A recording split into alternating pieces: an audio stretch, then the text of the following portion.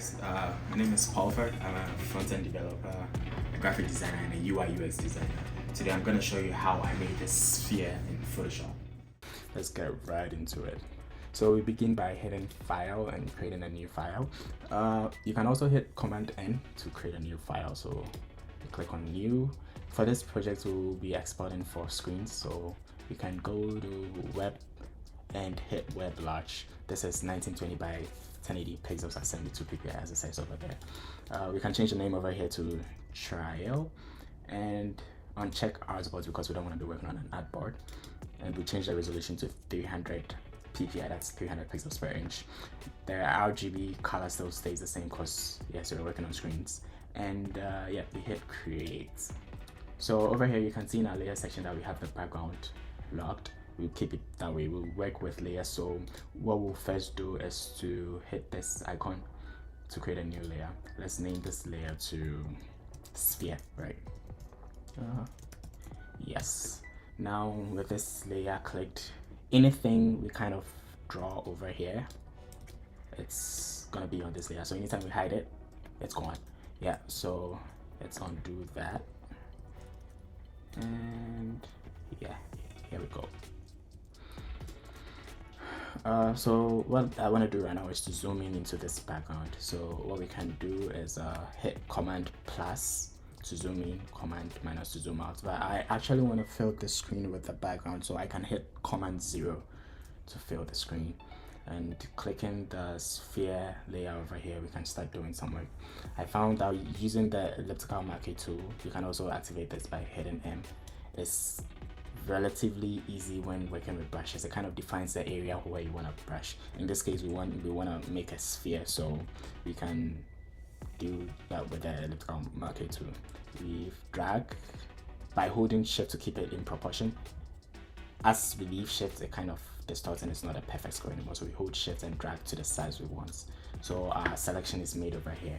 Now, if we hit the brush tool, that is also B, we can change the size by using the square brackets on our keyboard. So the one on the left goes this way and the one on the right also goes this way.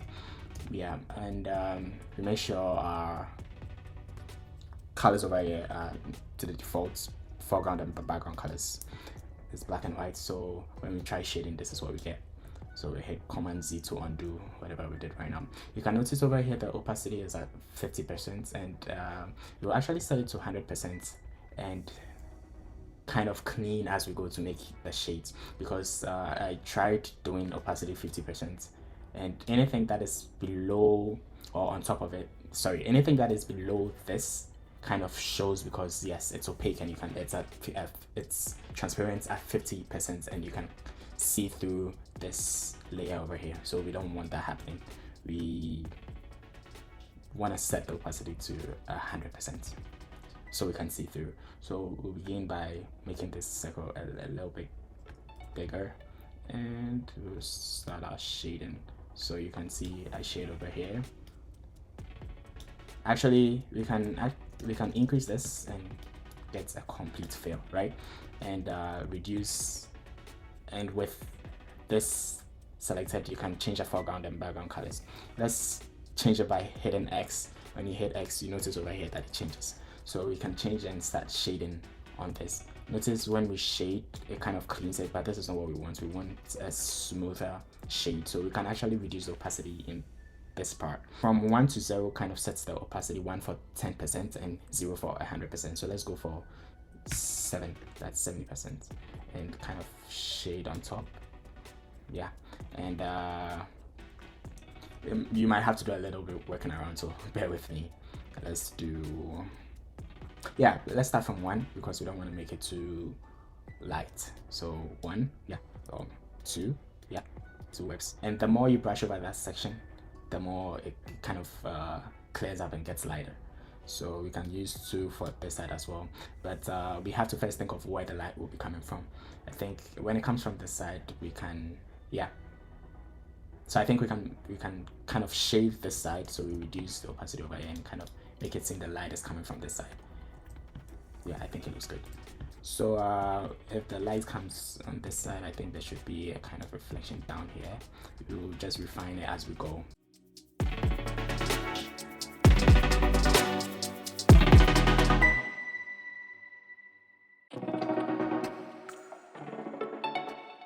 Now what we'll do, maybe we can work more on this, but what we'll do is create another layer and call this the shadow, right? Yes. And this will give some depth to the whole sphere. You can just brush. Let's make sure we hit X to switch the foreground and background colors one more time. And if we should set the opacity to 20% and kind of paint under, you see what we're getting right now. We'll zoom out, yeah. And this is what we get right now. One more thing, guys, we have to actually put the shadow behind the sphere to see what we are actually doing. It was on top of it, sorry for that, guys. So pretty much that is the whole tutorial, guys. This is how to create a sphere. So this is how it looks when it's up close, and this is when you zoom out. I think it's pretty okay. We can go back to the sphere and kind of refine the edges a bit. And this is what we have.